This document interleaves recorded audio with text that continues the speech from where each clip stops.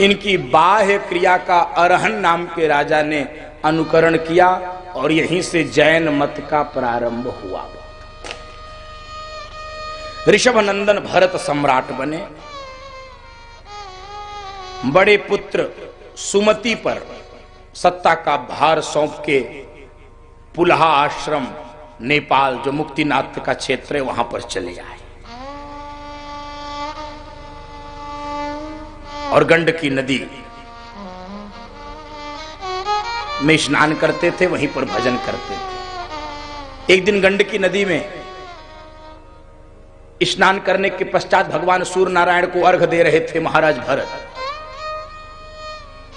और उसी समय एक मृगी हिरणी, गर्भवती हिरणी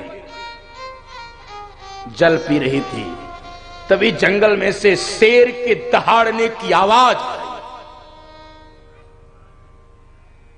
और सिंह की गर्जना को सुनकर एकदम भयभीत हुई हिरणी छलांग लगा के भागना चाहती थी। छलांग लगाई, मृगी का शरीर शांत हो गया, लेकिन उसके गर्भ का मृग शावक जल में गिर गया।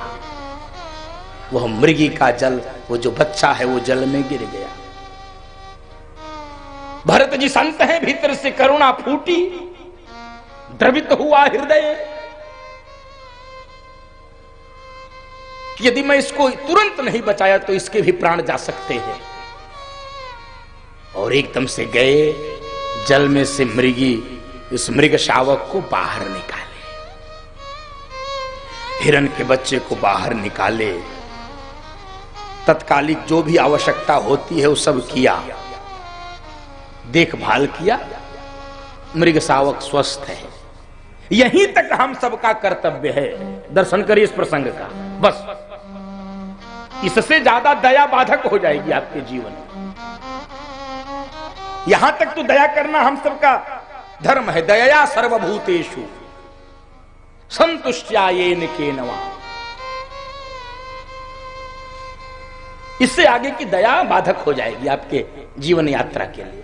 लेकिन ये क्या किए, मनुष्य की सत्प्रवृत्तियां भी, मनुष्य के सद्गुण भी उसको कैसे बांध देते हैं, कैसे बंधक बना देते हैं, कैसे फंसा लेते हैं, कैसे वो फंस जाता। दर्शन करिए।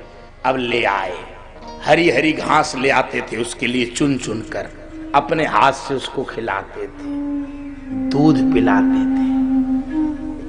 यहां तक भी मान लो चल जाएगा, थोड़ा छूट मैं दे रहा हूं, यहां तक भी चल गया। अब सुनो, भजन कर रहे हैं, माला जप रहे, पाठ कर रहे, मृग शावक आता था, गोद में बैठ जाता था और इनके गाल चाटने लगता था। अब इतना प्रेम उमड़ता था इनका भीतर से उस मृग शावक के लिए कि माला पोथी सब रख देते थे बंद करके, उसी को खिलाने लगते थे, उसी को खिलाने लगते हैं। हम भी यही करते हैं, हमसे भी यही होता है। सद्गुण भी बाधक बन रहे हैं धीरे धीरे धीरे धीरे। ध्यान भजन छूटता गया। आए थे हरि भजन को ओटन लगे कपाल, छूट गया। अब वो मृग का बच्चा धीरे धीरे बड़ा हो गया। जंगल में एक दिन घूम रहा था, इसको अपने बिरादरी के लोग मिल गए। अब मृगों का झुंड इसने देखा और कहा, रही है तो हमारा परिवार यहाँ मैं क्या कर रहा था। उसी झुंड में सम्मिलित हो गया, चल पड़ा। अब बहुत देर तक जब मृग नहीं आया तो ये ढूंढते रहे, भरत जी परेशान होते रहे, ढूंढते ढूंढते थक गए, जंगल में ढूंढे, नहीं मिला और रोने लगे, अरे कहाँ गया, कहाँ गया, कहाँ गया। रोते रोते रोते रोते इनका भी प्राण चला गया। अंते या मति सा गति, जैसी अंत की मति होती है वैसी ही अगले जन्म की गति होती है। और बंधु माताओं, मृग का चिंतन करते करते प्राण छूटा, अगले जन्म में मृग योनि प्राप्त हुई।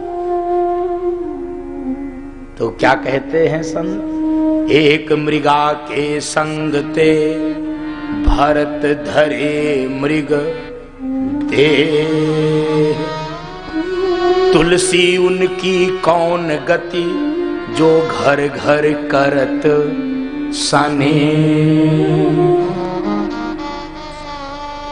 एक मृगा के संग ते भरत धरे मृग देह, तुलसी उनकी कौन गति, जो घर घर करत सने। मृग योनि प्राप्त हुई बंधु माता, मेरी प्रार्थना ये सद्वृत्तियां, ये सद्गुण भी हमको कहीं फंसा न दें। भागवत में तो फंसाती हैं, राम कथा सुनोगे तो उसमें अभिमान का कारण बनती है। भागवत में सद्वृत्तियां बाधक बनती है, रामायण में सद्वृत्तियां अहंकार का पोषण करती है, नारद जी का पोषण करती है। मेरे जैसा तपस्वी कोई नहीं, मेरे जैसा मनस्वी कोई नहीं, मेरे जैसा ओजस्वी कोई नहीं, मेरे जैसा ऊर्जस्वी कोई नहीं। ये बाधक बनती है। सद्वृत्तियां भी हमको हमारे लक्ष्य से न भटकावें। और धीरे धीरे मृग योनि भी पूरा हुआ। कालांतर में तीसरा जन्म अंगिरा गोत्रीय ब्राह्मण के घर में हुआ। 9 भाई थे, सब भाई तो वेद पाठी हुए, वेद मंत्र याद करते थे। पिताजी इनको पढ़ाते पढ़ाते पढ़ाते पढ़ाते बंदो माता थक गए।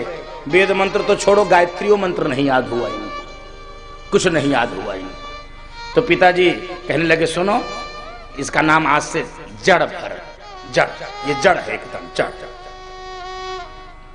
जड़ यानी मूर्ख, मूर्ख भरत।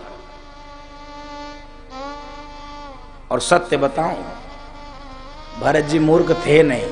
भरत जी चाहते थे कि दुनिया हमको मूर्ख समझे, दुनिया हमको मूर्ख समझे, मैं मूर्ख हूं। क्योंकि दुनियादारी से बचना है तो मूर्ख ही बने रहना ठीक है, नहीं तो ये दुनिया फंसाए रहेगी।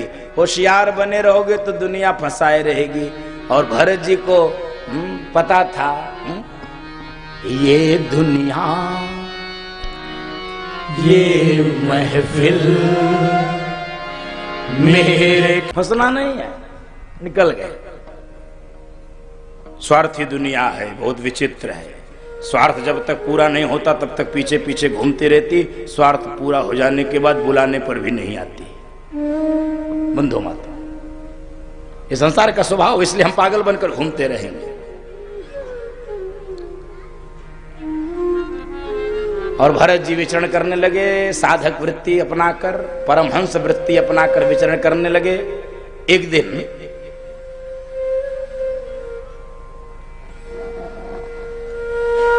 सिंधु सौवीर देश के राजा रहुगण